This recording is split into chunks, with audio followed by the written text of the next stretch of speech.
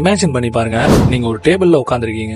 அந்த டேபிள்ல உங்க லைஃப்ல இருக்க எல்லா பீப்புள்ஸும் வந்து உட்காடுறாங்க. சில பேர் அதுல இயர்ஸ் கணக்குல உட்காந்துருப்பாங்க, சில பேர் அதுல சீசனுக்குன்னு வந்து உட்காந்துட்டு போவாங்க, சில பேர் சீக்கிரமாவே குயிக்கா போயிடுவாங்க. இதுல இம்பார்ட்டன்ட் பார்ட் என்ன தெரியுமா?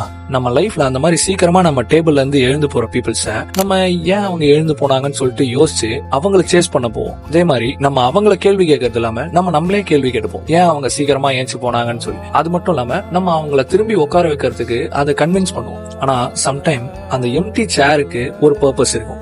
It creates a space for who actually want to be there. Sometimes அந்த சேர் எம்டியா இருக்கிறது ஒன்னும் உங்க லைஃப்ல பெரிய லாஸ் கிடையாது. லைஃப் உங்க வாழ்க்கையில இருக்க பீப்புள்ஸ ரீஅரேஞ்ச் பண்ணுதுன்னு அர்த்தம். அது எதுக்காக தெரியுமா ரீஅரேஞ்ச் பண்ணுது?